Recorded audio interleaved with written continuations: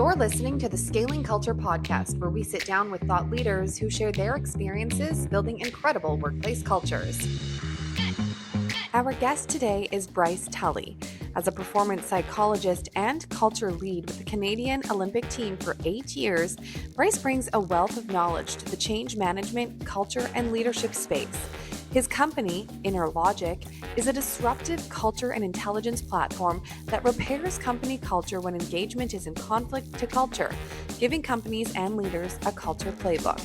In this episode of Scaling Culture, Ron and Bryce discuss optimizing human performance under pressure and aligning it with EQ, leadership, and culture, the relationship between tension and stress and how we're wired to want to escape, how less conscious behavior can divide a team, and why EQ is the trump card in leadership, accountability versus responsibility among teams, and the balance of vulnerability and the passion to go forward. Welcome to another episode of the Scaling Culture podcast. I'm your host, Ron Lovett, and today we've got a hometown boy, Bryce Tully, with us, the CEO of Innerlogic. Bryce, I know you're in Boston, but you're a Haligonian.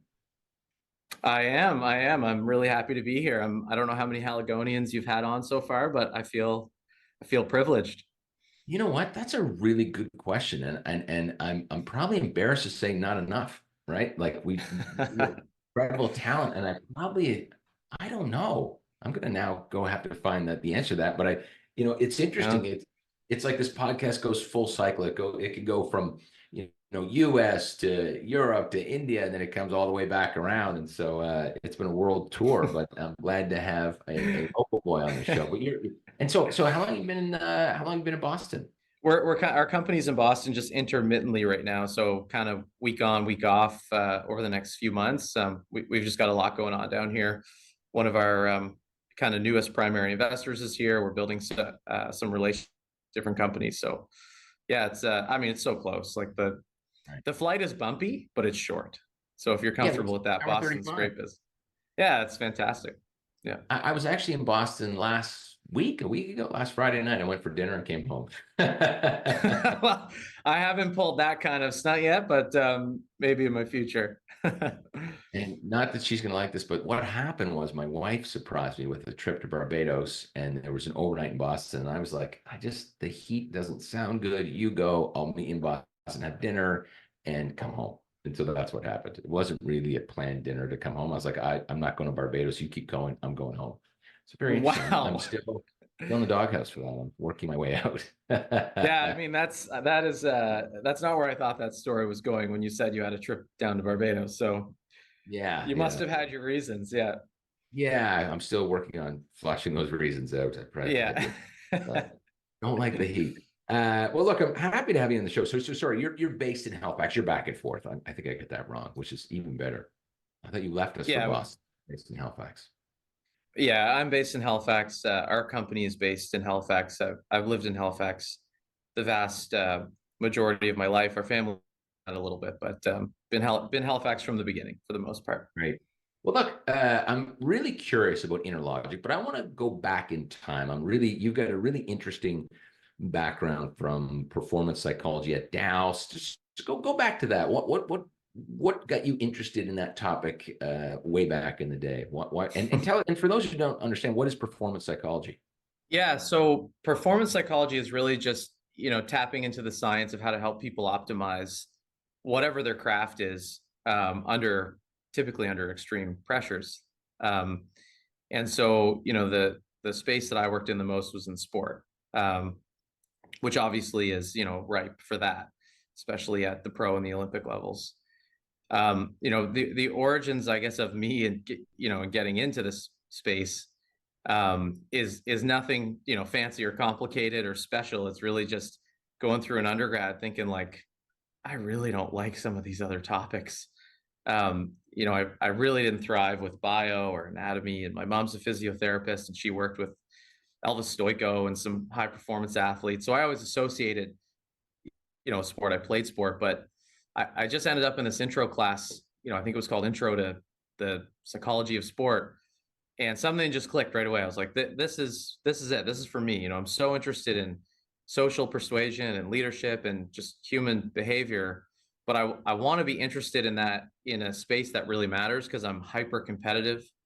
I have problems, letting go of art losses with my dad, kind of competitiveness.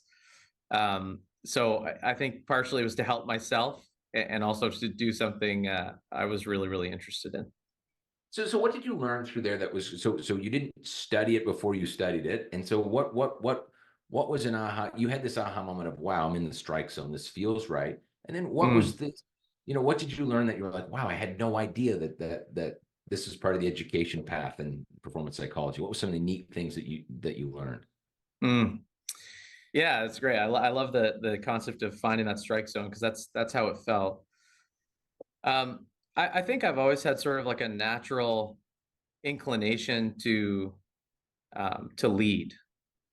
I'm quite extroverted, but I think for a long time prided myself on being fairly others aware as well. So not taking that extroversion too far.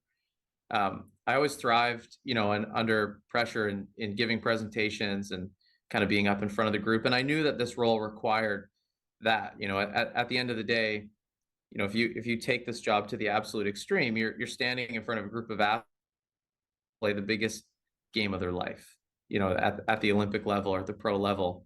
Which you did. And I did that, and I felt really well suited to do that right from the beginning. I always felt like if I could support that or nurture, I guess, that skill set, with the sort of scientific skills I needed to understand the space, then I could really crush it.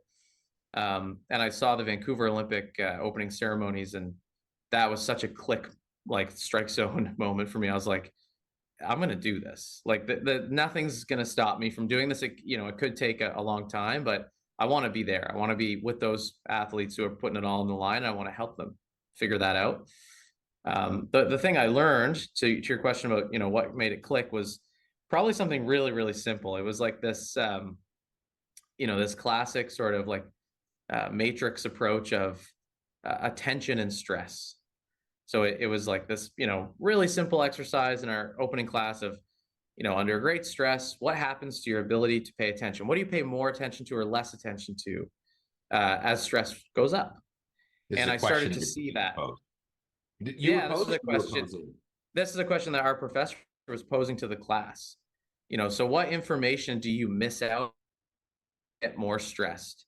And I remember one of the examples that this great consultant named Peter Jensen, who's kind of a Canadian legend, he uses this example, and it always stuck with me forever. He said, you get in a fight with someone, your partner, whoever that may be. It's really, really passionate. And then you're telling someone about it the next day. And you say, I got in a fight with Ron and he said this, and then I said this. And my wife says to me, did you actually say that? And I said, well, no, I didn't think of it until now. Right? I never got that clarity of how to respond in that fight till 24 hours later because of this relationship between attention and stress. And I thought, that's me. I need this. That's why I struggle, in certain situations. And so I said, boom, I want to learn 100 more of these models. So what's it like? I have a ton of questions. What's a tool to solve that? Well, how do you coach someone through that? Say, Ron, like, how do you guide someone to not do that? Because that's a very common human. Yeah, well, I think it's like, I want to keep this really short because, I don't want to take up all the time with a whole bunch of deep psych strategies. But, I think awareness of that relationship, first and foremost, is really important, and the mechanics behind it. The primary thing here is that under great stress, our brain is still wired to send most of our resources down to our legs. So we run because that was the most primal response to stress, was to escape. And the front part of our brain, the really cognitive thinking part, is the newest part. And we haven't yet, anatomically quite got the relationship right yet. Ideally under great stress, we'd send more resources up to the thinking part of our brain and apply more logic. But we don't. We send all these resources, chemical resources, down. And it really comes down to the physiological management of recognizing when you're in that stressful situation and doing some things to make sure that your body isn't just implicitly and sort of primally sending the resources all to the wrong places and get some blood flowing to the top. So I'm assuming it's some type of pause. You just need to pause and create some distance, right? And so what do you do? Well, typically we would teach athletes, we call it the ABC method of composure. So the ABC is accept, breathe, and choose. So acceptance being stop kind of playing that internal battle out in your mind that you wish things went a different way than they are going. Most times under great adversity and, when you get hit with something unexpected, you stay stuck in self-pity for quite some time. And that's one of the key barriers to, taking action quickly. So accept the reality right away, breathe. And if you don't practice breathing, you might need 10 breaths. If you practice really well and you've created that relaxation response mechanism, you might need 1. So, we work on breathing as a, in a proactive way, obviously, but accept, breathe, and then choose, because your superpowers, you always have a choice. Your attention is like a remote control for the TV. Your emotions will make you think you should pay attention to something, and that's all that's in your field of view. But in reality, if you do the accept and breathe part, you can actually just choose to focus on something else. That is the pause, right? It's kind of like, okay, accept. That's the beginning phase, accept what's going on. That must also add some logic to this emotional cloud. Breathe slows me down. Now I can choose something like this, right? Exactly. And if you don't see the choices in front of you, you haven't accomplished steps 1 and 2, or steps A and B, I should say. It's A and choice, and a lot of athletes don't, when they reflect on their, their worst ever performances, or when they really kind of cracked under the pressure, they never felt like they had the privilege of choice. Like, should I choose to focus on A? Should I choose to focus on B? But, athletes with a really clear mindset are kind of aware of the different attentional choices in front of them, and they make the right ones kind of repeatedly over and over and over. Is that choice that you're talking about? This isn't about necessarily, like, I'm just trying to envision this and put myself in those situations. It's not about critical thinking necessarily. The messiness must be like choosing too many steps ahead, then it's messy, versus like the next step. I have 3 next step choices. I can bark back at you. I can just stay calm and listen. You're talking about the next choice in a situation, like we're back to this argument, Well, I mean, or not. And every athlete has a different sort of comfort level with the deep nuances and the science behind this. I've worked with athletes who want every detail, and they have such high interest in figuring out the mechanics of how the brain works. And others want you to just give me the one line to just, give me a mantra to get out of it. I don't want to know the science. I start with the science, and the science of attention would say that you're dealing with a matrix of internal, external. So are you focusing internally on your own thinking, on your own subjective feelings and experiences inside of yourself? Or are you extending that attention externally to different cues in the environment? And the other axis on that matrix would be, is it broad or is it narrow? And as you get to the broad stuff, it's like big tactics, big strategy. For instance, a basketball player at the Olympics, in a timeout, 30 seconds left, 2-point game. This happened to us, to our team at the Olympics. The choices that they have there is, am I thinking about how a win or a loss in this situation will affect our standing and our likelihood of making the semifinals? That's really broad strategy. It's not necessarily bad. Players should be aware of that. But I would make the argument that it should be a lot narrower in that situation, but not too narrow that you get into this, what's called the theory of conscious control, where you're trying to manually control parts of your body and the way that you're performing that are actually better served automatically. So there's a sweet spot. When you automatically, sorry, Bryce, you mean naturally? Is that the same word, automatically, naturally, or not? Yeah, sure. Like, as an example, is, an Olympic level basketball player, should you really focus on like the pressure that you're putting on your wrist on a free throw? Right. Or is that something that you've done 65,000 times and it's better served to go in the automatic system in your brain? So there's a sweet spot between how narrow and how broad this attention should be in this moment. And also, should your attention, if you're a leader, and this goes, I think, ties in really well to a lot of the stuff that you love to chat about, is how is my awareness of others? Right. Am I so internally focused that I'm missing the look on Ron's face?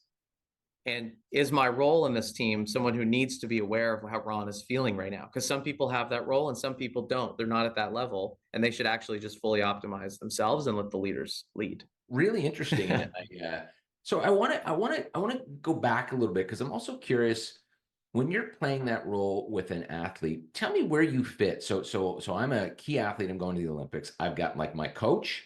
I have like my trainer. I've got my physiotherapist. How do you plug in? Tell me how you plug in, and how do you play ball? With that athlete. Where do you? You feel like I'm still trying to figure out if you're a therapist. Like there feels like that, No. right? Now you walk me through it. Yeah. So my technical title in that space was mental performance consultant or mental performance coach. Okay. And mental performance experts are part of what's called an IST in Canada anyway. And IST stands for Integrated Support Team. And every professional athlete or professional team has some version of an IST that is bigger or smaller depending on the scope of where they play. Like, for instance, there's a local guy, Alexi Pianozzi, who's part of the integrated support team of the Pittsburgh Penguins. Okay. Integrated support team is very elaborate. There's probably a dozen or more people fully involved all the time. And they're the roles that you just mentioned. There'd be nutrition specialists, there'd be mental performance, there'd be strength and conditioning, there'd be pure medicine, like a doctor, an MD. So I sit as sort of a contributing member at that table. And typically at the, when I went to the Olympics, we had IST meetings every day. And we would talk about high priority items for an hour. Normally that's at a player level. So player A is dealing with, the scenario could be an injury, could be, something else, a family issue. And we assign a lead. So who's leading this process based on the scenario? Sometimes that's me, sometimes that's the doctor. And then everyone gets a chance to contribute, the variables that they think are most relevant to that scenario from their lane. It's very lane based work. Well, yeah, but how much of that is deep? Like, because I'm envisioning also some like, okay, Ron, let's you and I chat about, that balance you were talking about earlier. When the pressure's on, here's some tools that you can use. There must be, you must go deeper with athletes to give them some tools. Yeah. Right. Absolutely. So the same way that athletes have their workout routines and they're on a physical training program that's sometimes by themselves, sometimes with the team. I had every player on an individual performance plan that was specific to the psychology of the sport. So that was kind of like their mental plan, right? And every athlete was completely different and unique. At sort of like a lower level of performance in sport, most of the work in the mental space is just presentations, to a group, and it's things that are pervasive, that could affect the whole group. But at that level, everything's prioritized. Every athlete has a red, a yellow, or a green beside them in certain areas. And I had somewhere in the range of 10 to 12 variables that every athlete had a red, yellow, or green for. And so that's kind of like the three reds were the stuff we were working. So Bryce, what was the most common and to date roadblocks that you see with people that you're trying to work through? What's the most common stuck point? It's such a good question. I think it's very nuanced. I think the majority of the female athletes that I worked with struggled a lot with perfection and confidence. Those would be the two that pop out there. Interesting. And you said with female athletes in particular. Yeah. I think there's, this is obviously sensitive, but there's more masculine and feminine styles of behaving.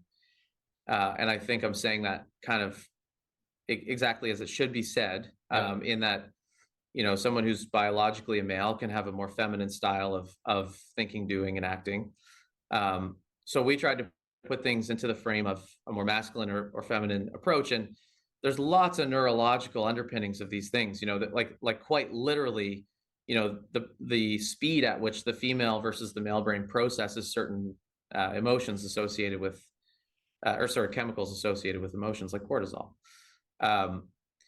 And so, you have to be quite detailed about what you're dealing with or who you're dealing with in these circumstances. Everything from their masculine or feminine style to, their background to the kind of educational journey that they've had. Like, who are they used to learning from?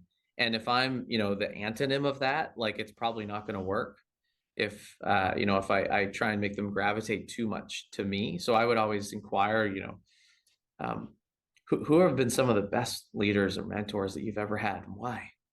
Why'd you love them? And if they say, like, they gave me the space I needed, they knew when not to talk to me, or they didn't bring me in the room and then talk at me for 45 minutes straight. These are all little cues that dig into sort of the personality and the preferences, I guess, of that person. Yeah, interesting. And so, Bryce, you talked about social persuasion. Can you clarify what that means and then unpack that? Yeah, I think that's sort of like the highest order of, or for me anyway, this is just a personal belief, is that, one of the highest orders of leadership is the ability to sort of methodically nudge a flock of birds in the same direction. Right. And right. And it's not individualized persuasion, which was part of my job, without a doubt. It's getting an entire group to believe in something that's unified and bigger than themselves. And, part of the research that got me to this was somewhere along the journey, I learned that, most motivational science and motivational statements are things that start with I. And most purpose-driven statements are things that start with we or they. So it's in service of something else. It's in service of others having success.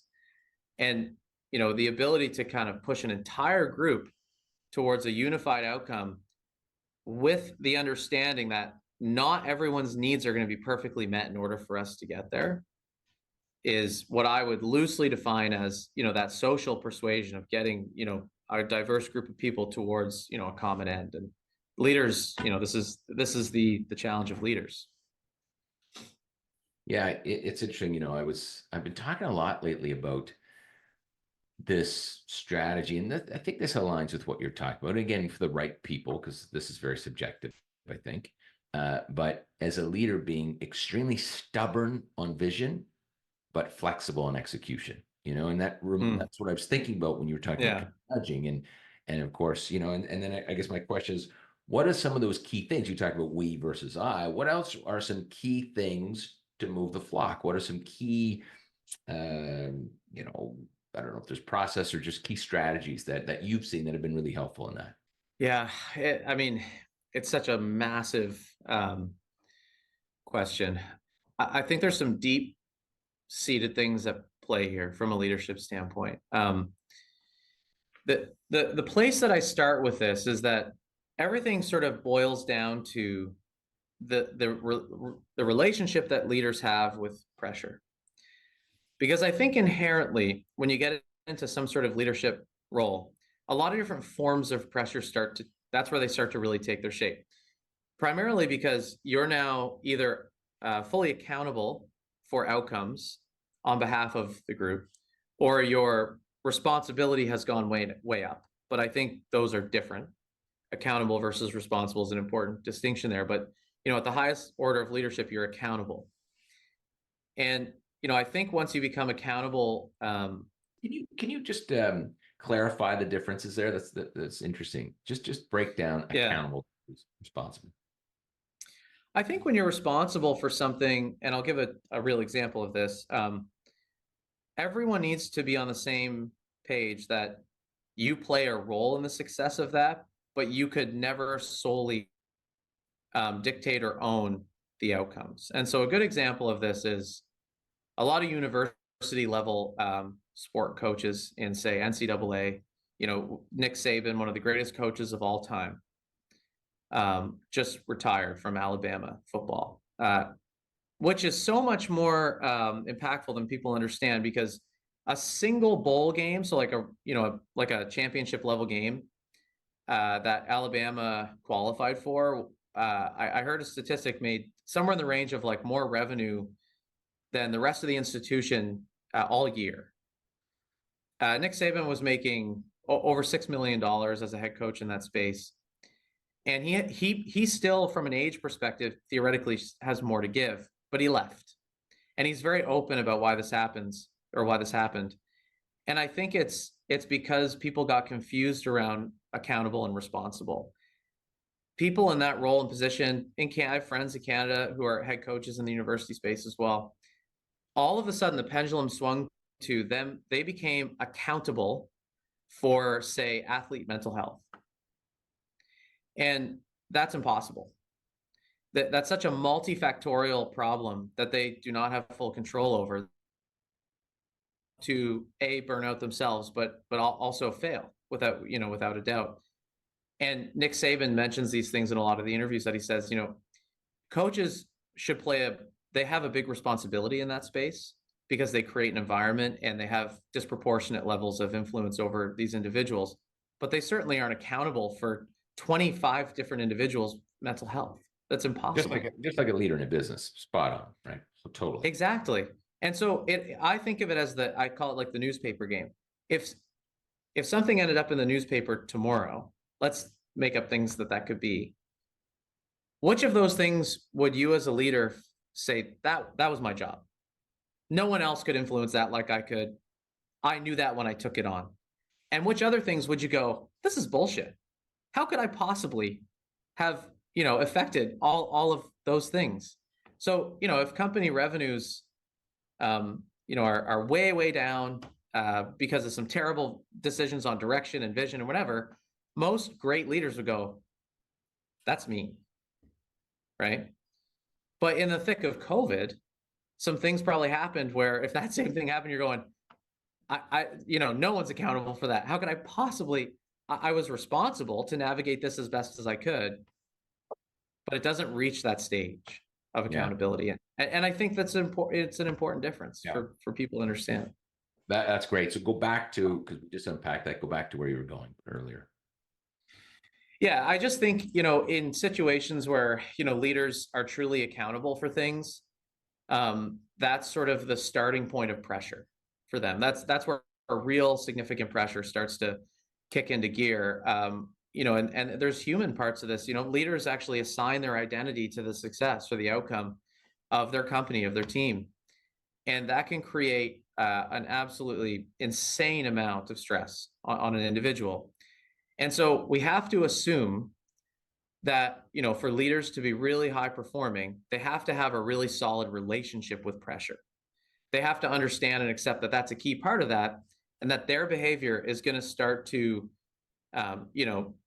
shift and become more challenging in those high pressure situations. The only reason I raise this is because the number one thing that happens to people, just humans in general, but leaders are no different, under pressure, is they revert. And so what do they revert to? They revert to old habits, things, the easiest way of operating. So what we call our default brain. So the brain will remove all the clutter and just do it the easiest way for them. They'll revert to their most basic personality traits. So things that we know are like 50% hereditary. This revert process is interesting because we've set up an equation where a leader's under pressure. If they're not super skilled at dealing with that, they're reverting to things that may not be best suited. And because they're at the top, no one's holding them accountable. This is really interesting. And I think of some live examples because, and look, I think, I don't know if you read 9 Lies About Work, Marcus Buckingham and Ashley Goodall, great book. And they actually unpack leadership in a way that originally I didn't agree with. And then of course oh, that's interesting. Yeah. And what they said is leadership's not a thing. It's just BS. As in the key attributes, because everyone wants a leader in a different format, by the way. We communicate different. And what they said is leadership is spiky. You're very good at something, and therefore people follow you. You could be a Taekwondo instructor that doesn't even speak. And because you're so good, you lead people because they follow you. Donald Trump is a leader. He fits it. People are following him. He's not the same type of leader as I am. People are following me for a different reason. So I got that. I thought that it was very interesting because everyone tries to define leadership. Yeah. And I understand. But where I'm going here is, what I was, our environment, the environment in my company and business I've been involved with would be more in, I'm going to call it servant supportive leadership, bring out the best. That's what we prescribe to. And we try to find those who thrive in that environment. It's not the right environment for everybody. Some are looking to be told what to do all the time. But where I see leaders go wrong in this, especially in a servant leadership environment, is, and I think this is what you're talking about, when they confuse responsibility and accountability, when they're supposed to jump in and be accountable right here, right now, and they just float around with responsibility there. And a good example is I used to be in the private security business, right? And we were the Rolling Stones concert, 350 security guards, 80,000 people. I am responsible for ensuring that concert goes right. And part of that responsibility is sitting down with everyone saying, okay, let's collaborate and debate where's the best place to have the guards and the fences, and off we go. And so I at this point, it's probably a little gray. I'm accountable-ish, but I'm responsible to get the group together. And then what happens is the fence falls down halfway through the show. And now I switch to 100% accountable. Move. Hey, Bryce, grab the fence. I'm not asking any questions. Pick it up. 1, 2, 3, move. Yeah. A lot of people get caught. They can't move to being absolutely accountable in that moment. And it confuses. So in that moment, if I said, Bryce, what do you think we should do? And you'd be like, don't ask me. I need leadership right now. I need to be told what to do. And I've found actually, Bryce, that in my own leadership style, in some cases, if I don't clarify that in a regular environment, I can confuse people. And sometimes I think of risk and reward. And what I mean is I've started to, and I think I talk about this in Scaling Culture, my second book, but about being clear on, hey, today, here's how the decision's going to be made. And because sometimes that's interesting. I'm accountable here and I'm just looking for feedback. I'm going to make the decision, or we're going to make it a little differently today. We're going to go by consensus. And so I've tried to do a better job with saying, today I'm responsible for this group in your language, and today I'm accountable. And so I'm just looking for a few items and I've got this. And that's been a little helpful because I have certainly confused. They've said, well, we collaborated yesterday. Now you're making a decision over there. I'm confused, because it's not as quite clear as the fence falling down, it's just business. The fence falling down is like a permission slip, for accountability. It's a symbol, it's a signal to people that, a different approach needs to be deployed here.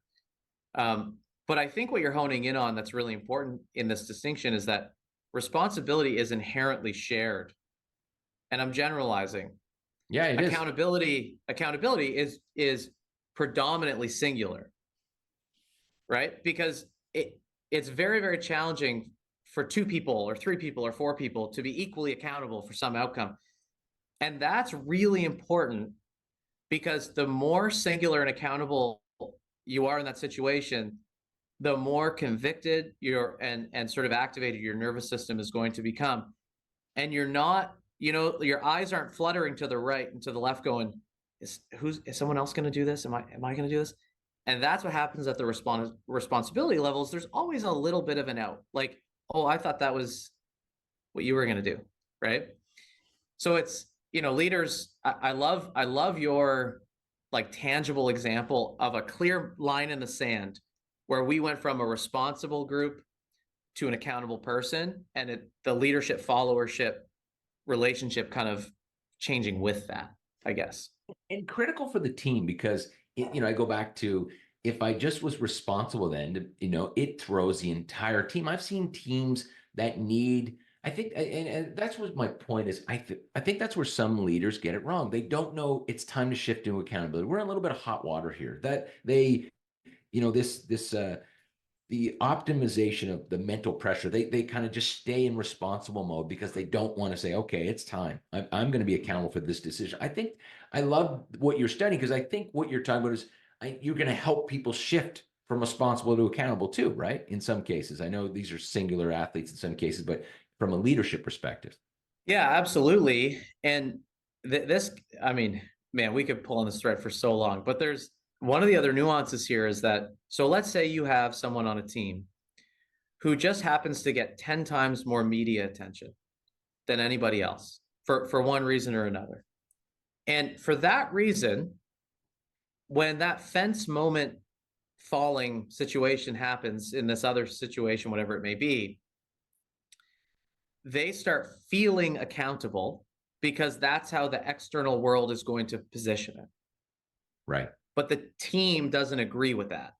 Let's say that's the scenario. The team wants someone else to be accountable. You're not actually the leader here.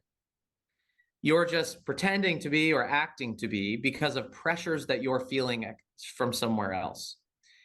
And that's where I think the broader topic of role acceptance inside of group like leadership teams is absolutely critical. I think there's a lot of leadership teams that are, three arrows that are all pointing in exactly the same direction, and that makes leadership groups feel good. But they haven't worked out that in which situation does this arrow move to the front, and that arrow moves to the second spot, and that arrow moves to the third spot.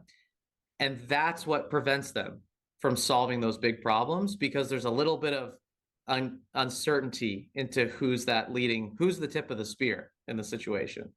Great point. And what we try to do in my organization is, and I use language like, okay, Bryce, for my real estate company, you're in charge of this thing. You're the CEO of this item. You are accountable. It doesn't mean that there's not checks and balances and you won't be held accountable. You own this thing so much so that if you call me and need my help, I work for you. And that's how I try to create some clarity on the accountability side, because I fully agree. And even that is, there's new people and you figure out where they fit on the team. But if someone's like, okay, you're running the leasing process, you're accountable. And I would agree. I think that if there's responsibility, not clear accountability, it's very confusing to teams. We've made that mistake over and over again. I want to reflect on the fact that this stemmed from talking about when leaders are in an accountable position, that comes with a lot of pressure.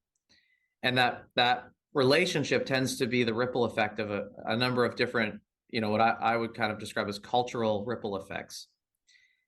And one of those cultural ripple effects, I think, might be relevant to your story in the fence falling. So I just want to say it and then ask you if that came true. So you default to a way of operating under extreme pressure that we can be agnostic on it, whether it's great or poor, whatever, it doesn't matter. Yep. But what ends up happening in today's, kind of tribal scenario, is that most of our tribes being work teams, people we spend a lot of time with, have something very different than what actual tribes had. Actual tribes all came from the same geographical region and inherently shared a lot of things in common. They were homogenous groups for the most part.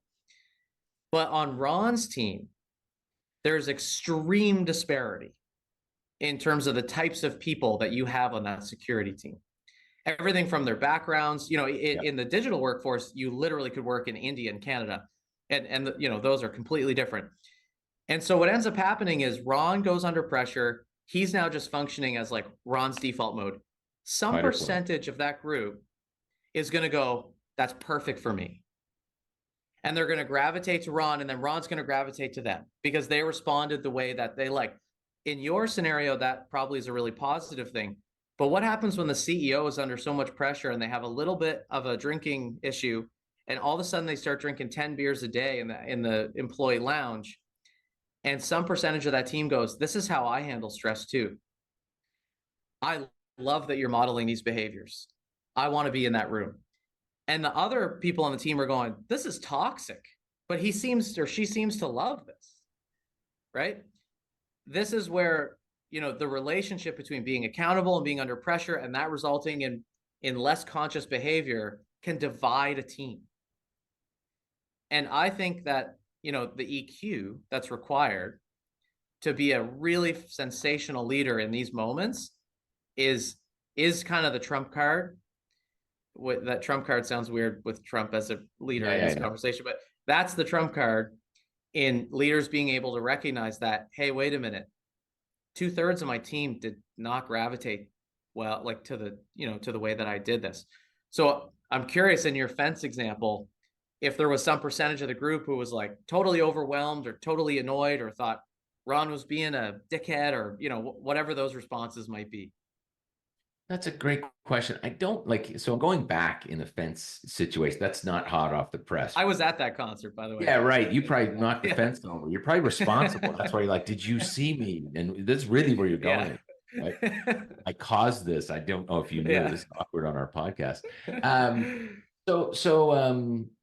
So that's not the best. That won't jog my mind. But I generally know other situations where that has happened, and I'm struggling to think of the absolute situation, Bryce. But what I do know is in those moments, and I look, I think I'm fairly lucky because I feel like I have a fairly high EQ and very high self-awareness, and I can read energy very well.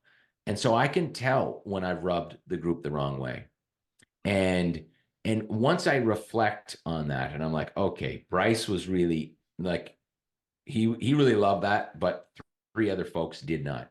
Sure. Unfortunately, I start to maybe judge you, and I have to be, and through my self-awareness and reflection, I'll come back to the group and I eat it, and I say that I just showed up wrong yesterday, and I want to apologize. And it's disappointing to you at that point, but I know that that was the wrong behavior. Objectively, it was the wrong behavior.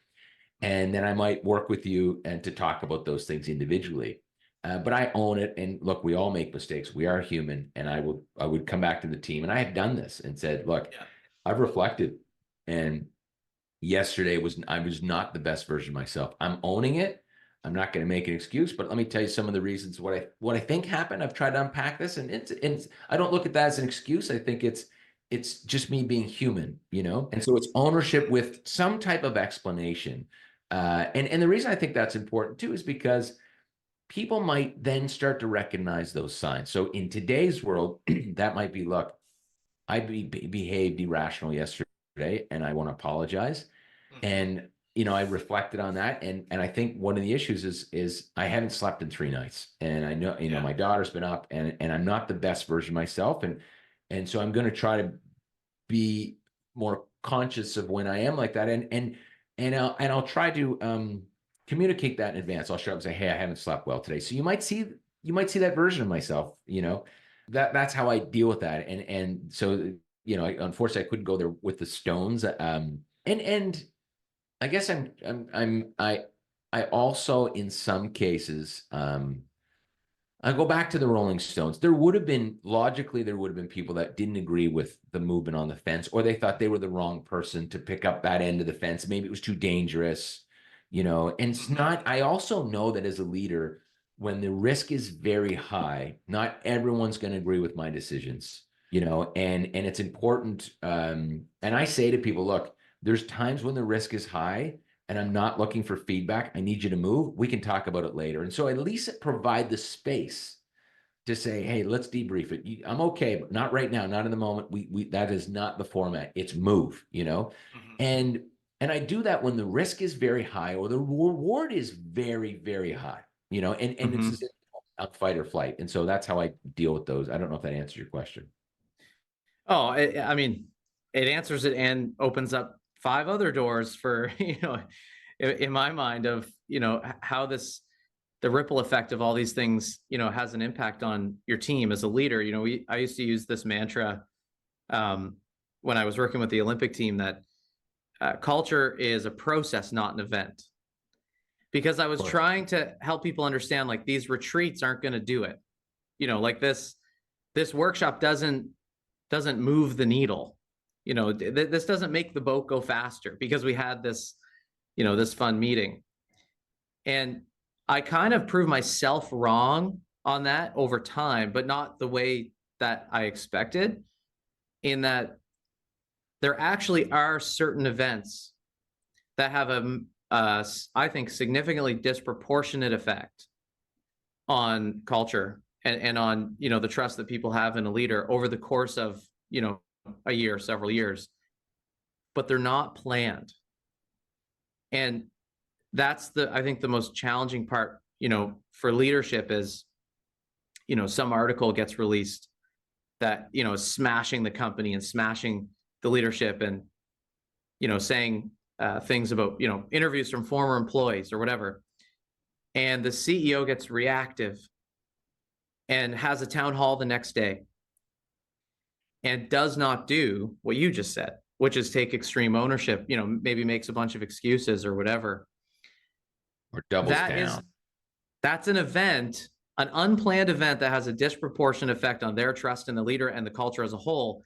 Yeah. But that's not the kind of event that I was talking about. So I think the process versus event thing is true, but with the caveat that some things are going to happen that the way that you respond is going to stick in people. It's like an emotional sticky note in their brain forever.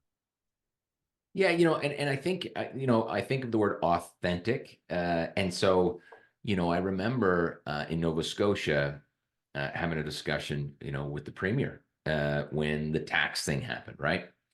And we had a discussion and his comment was, I think this was a mistake, and knowing what I know today, new information, it was a mistake. And my question was, if you know it was a mistake, then the question is, what are you going to do about that? Because there's two types of leaders. Yeah. One that doubles down, and there's one that says new information, change directions.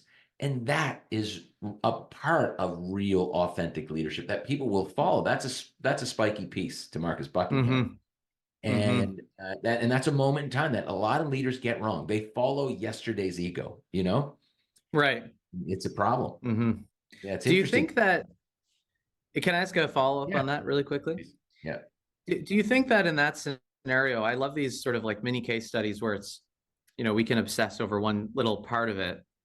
In that scenario, is the fear that leader has that if I embrace this new information and say we went the wrong direction, they take that ownership, they're a little bit vulnerable, whatever.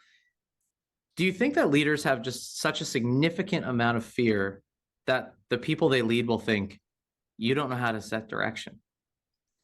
That fear is so serious that it trumps the reward that you are suggesting you would get from saying, hey, we kind of made a wrong move there. We're going to pivot because of this new information. Is that the relationship? It's like risk reward and there's a fear? It's a good question. In this case, I don't know if sometimes we see the reward because we're emotionally stuck in this piece. So I don't know if we know it, right? And so you're not actually balancing it in some cases. You're just like, move on. There was some smart people. We made this decision. And then I go back to, because in some cases, a large decision, in a lot of cases, leaders will take counsel from those around them, those leadership team, those they trust. And then there's the ripple effect of employees that will have to deal with that decision, or stakeholders, community members, whatever it is.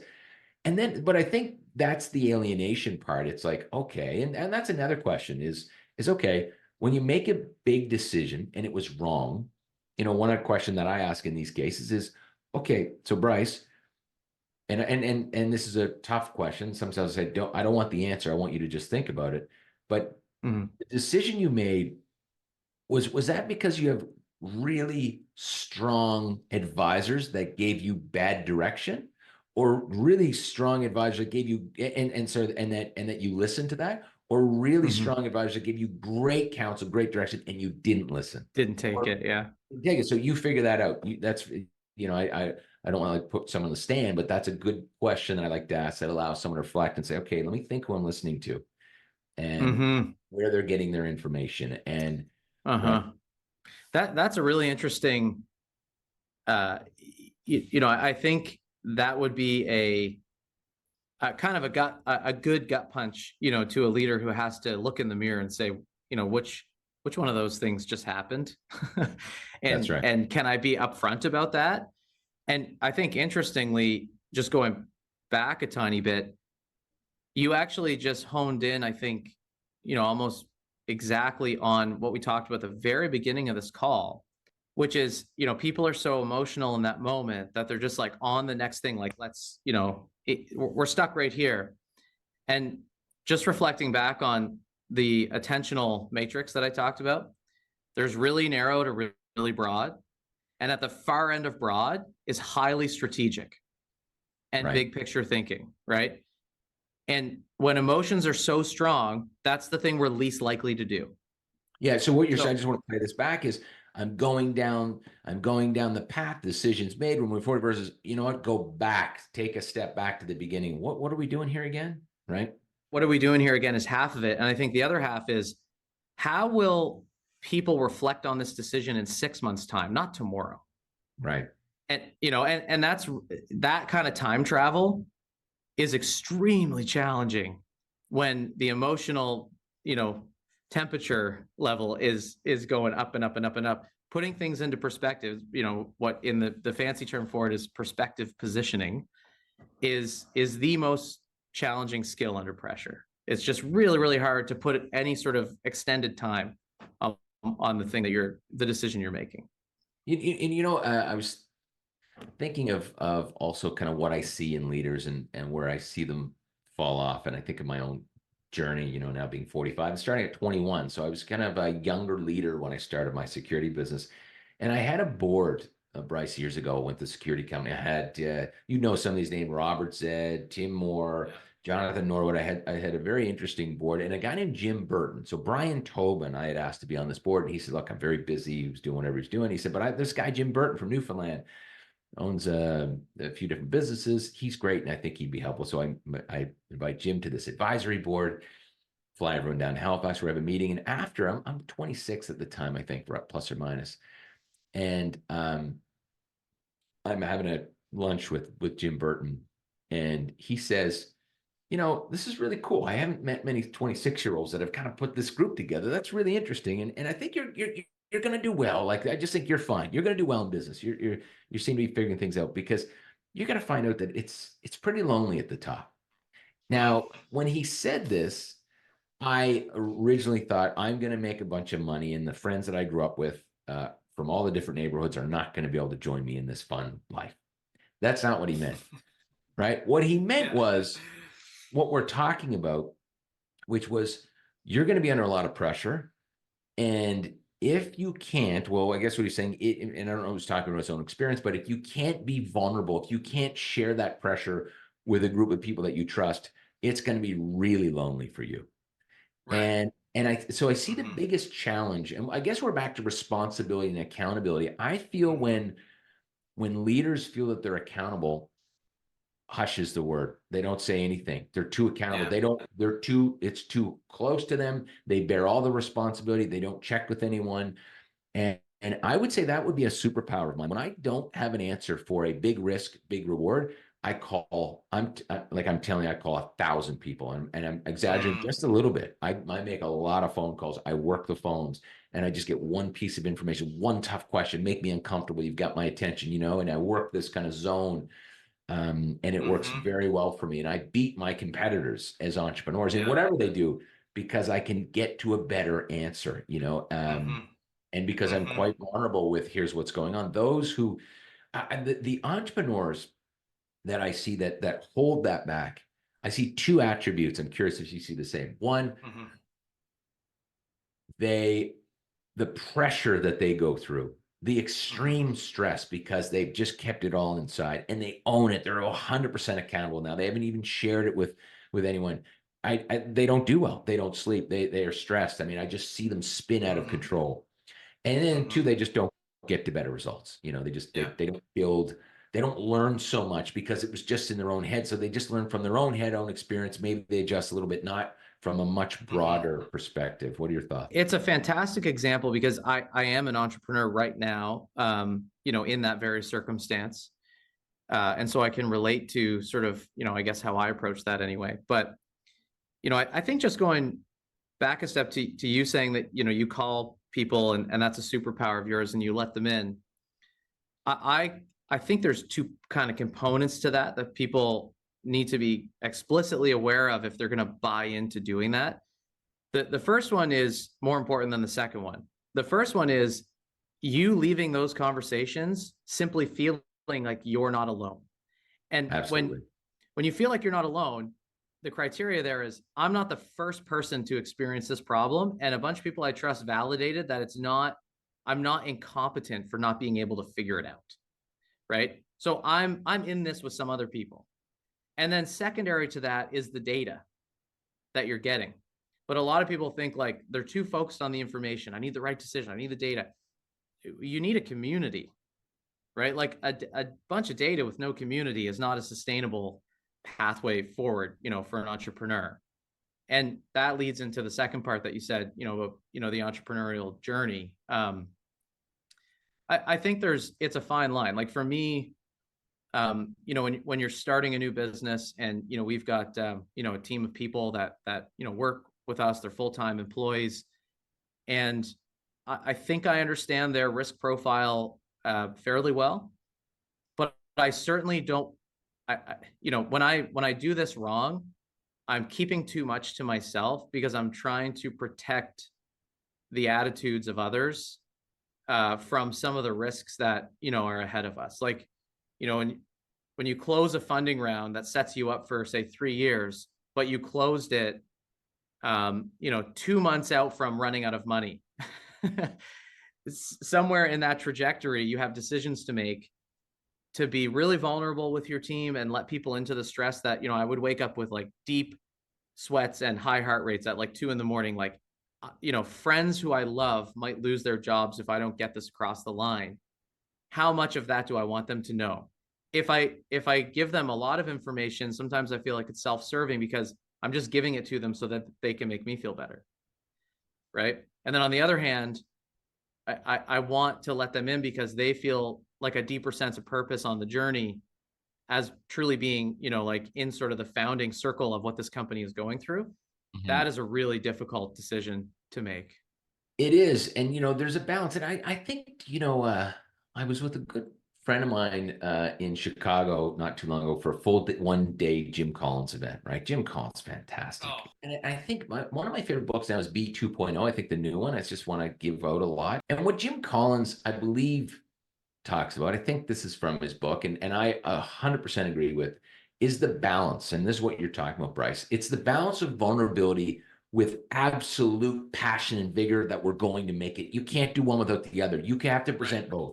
You have to say, this is tough. I was up sweating, but we are going to make it. There's no going back. We got this. And so you have to lift the group up. If it's just vulnerable without the balance of that, that's where people are like, uh-oh, Houston, we have a problem. What's going on here? So he talks about that balance. And I believe that. I've been in those moments where I'm like, this is a F up. I don't know what's happening here, but we are going to figure this out together. That's my responsibility in that, is to give you confidence to follow me, You're almost like doing PR. You're taking the PR approach in your own company, and people see through that and they do not respond positively to it. No one wants a CEO who's given the boots on the ground, like sweat and tears employee, the company line, like the same line that you'd give in the interview, an hour later. And I think, you have to be very cautious of like, there's framing messaging. And then, there's just straight up like, I don't know what the word, manipulation almost, right? Totally. And as soon as you start walking down that path, I think it only extends on itself. So the better decision is right from the beginning, figure out, if the people on the bus are going to receive your vulnerability the way that you would like them to. And if they can't, receive vulnerability and support you and you're honest with them and stuff like that, maybe they shouldn't be on the bus. Maybe that's the issue, not, sure. You shouldn't change that, you're being honest and vulnerable with someone. You need people around you who can support you through that properly. Well, the interesting thing about this is, let's call it the high and the low. The low is vulnerable, the high is we've got this, but they're both authentic, right? They're both authentic. That's the attribute that they have together. Bryce, look, we've got a few minutes left. I want to get to quickly Innerlogic, your company. You've got AI to help build culture. What is it? Tell our listeners what exactly you're up to. Yeah, so Innerlogic is a culture intelligence platform that is overtly trying to disrupt sort of the antiquated, wave of engagement surveys for a number of reasons. Our belief is that the way that companies are approaching, and when I say companies, I mean big companies, the way that they're approaching culture is broken, and Innerlogic is a tool to help kind of repair that. So I just want to explain quickly why we think it's broken. The first is that engagement as a premise is in conflict with culture. And I don't think people have quite realized this as directly as they should. When you're asking people to provide feedback to your company, and all the questions are about them and their personal experience, you're kind of training people that, all of your needs should be met. And culture is the opposite of that. Culture is about the coming together, like some sacrifice in service of a clear set of values and a clear, singular mission and vision that we all need to sort of subscribe to for this to go well. And so the first point of disruption is, we would like to see companies far more engaged in measuring the culture of their organization versus the individual engagement. Engagement's a part of the puzzle, but it's not the whole thing. So give me an example of two questions. This is right. This is not right or wrong, but give me an example. Engagement, in my view, anyway, in our company's view, is an outcome of culture. Okay. So, the more engaged, company has strong culture. Yeah. Therefore, I'm engaged. Exactly.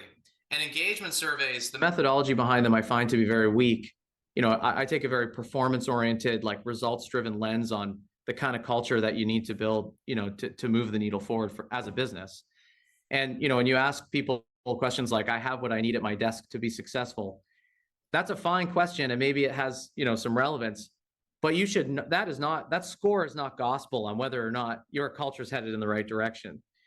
And, I think there's a lot of leaders and HR teams who are using the wrong information to determine how things should move forward. And the second problem that we're addressing here is that, we totally understand and appreciate that culture should be, to some degree, an inside out activity. Feedback matters a ton. And you need to understand what's going on inside of, the teams and the people inside of your company, and they should play a role in where things go. The problem is thousands of companies around the world are asking their employees for this feedback, and they're never completing the feedback loop.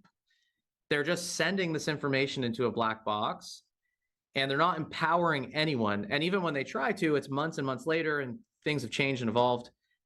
And so what Innerlogic does is it turns this information around instantaneously and gives every frontline leader in a business, say there's 100 of them, they all lead teams of 30, 50, 60, whatever. It gives them a culture playbook to lead their team better right away based on the nuanced data that their team provided, and puts that in the context of the broader culture of the company.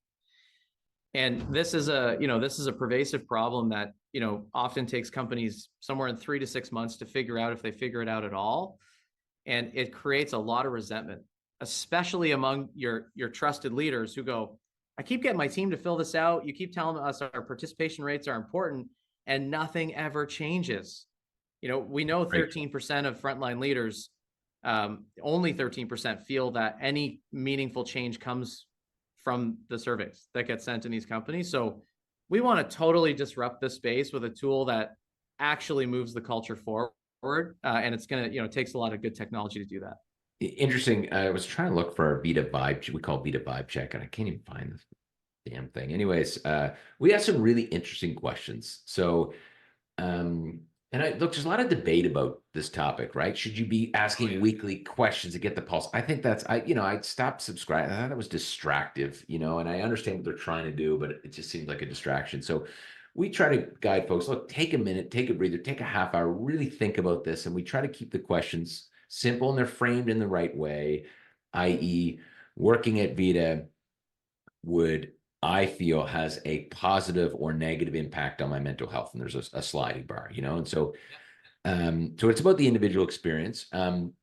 But, so let me walk you through how we close the loop, right? So we ask these questions, and then what we do is we present that publicly. Hey, everybody can come in, let's have a discussion. And we certainly want to celebrate the things we did well. So we'll go like, hey, generally, here's this great, we're proud, great. But even if we score and we, we've done very well, knock on wood, culture is a big thing for us. I believe we have world-class culture. And so let's say mental health, which has happened before, we score 4 out of 5. It's our lowest score. And we could celebrate, but that's our biggest opportunity because everything was 4.3, 4.4. And so what we'll do, Bryce, is we'll say, let's discuss this. How are you, because it's anonymous, right? So we're not, we're hoping are being open, but then we say, what can we do better? Let's discuss this. So this is part of a change management collaborative process. And then what we do is right then and there, We decide what are the 1, 2, 3 things we're going to do. We do it right at the meeting. We don't come back and say, thanks for all your feedback, bean counters. We're going to tell you what we decide. We do it right then and there, and we assign ownership. Who can look at that? Hey, can you, like, we get them involved with making the culture better. For us, that's closing the loop. What are your thoughts? That's a fantastic process. I think that's the process that a lot of companies want to replicate, and they can't because they're too large as entities. You know, your book, Scaling Culture, you know, that phraseology is a big part of, you know, what problem we're solving. It's about scaling culture in large systems. And, you know, the situation that you described, like how many people would be in the room, like participating in that? 30. Yeah. So that's like almost like the size of like a departmental exercise in a company of 10,000. Yes. Say. But in that case, 5,000. If I was 10,000, I would have sample sizes from all of, and that this would be multiple conversations in multiple places. And because I also think that what's going to solve a group of, a mental health issue, not solve, that's the wrong language, but what would enhance their experience from a mental health perspective in, you know, if I've got an office in Indianapolis, might be different than Halifax. I don't believe in one size fits all. I believe in a company being a little organic, right? And I think companies get caught there. They're like, oh, we have 10,000 people. Everyone's experience has to be the same. And they're getting it wrong. If you really take AI seriously as a company, it has introduced extremely accessible creative solutions to scale the process that your company is doing, which sounds fantastic. And one of the parts of the process that you described is that it's adaptive and it's accountable. So it's adaptive in that you don't just, you know, meet as a team of 2 and say, this is what we're doing, and here's the plan, go. You know, it requires, you know, a lot more nuanced input from people to land on the right thing. I'm not going to get into the details, but AI can help with that extremely well. The second part is it's accountable. And we believe that one of the huge gaps in the change space from a technical perspective, and again, I approach everything from a technical perspective because that's our company, is it's like the 360 review that you did that, you know, we've all done, and you get a PDF in your inbox, and the PDF is fantastic. It's so robust, and it's got, you know, this is me, all my feedback, da, da, da. Your behavior might change for like 24 hours, a little bit, but then what? You know, like where does that go? You have to like go into your email a month later and dig up a PDF and then kind of remind yourself of what you should be doing. So our mission is to actually tether into the process interactive digital nudges and solutions that are adaptive. So, hey, you know, your goal this week was to make sure that you asked 3 or 4 people about, you know, their personal values or circumstances at the start of your team huddle. How did that go? Great. Love it. Did that work? Right? Mm-hmm. Was it effective? What did you find effective about it? In 2 minutes, a really well-structured, intelligent AI system can be giving personalized nudges that are unique to 200 different leaders in a company on a weekly basis that are driving them towards outcomes that we know they're already bought in and committed to because they've agreed on them at the very beginning. But that part is missing from most solutions in the space. We believe, anyway. Yeah, that's fantastic. I'd love to hear more about that. It sounds like a really interesting, because I think about that part of the process for us is just very human, and it's not systemized.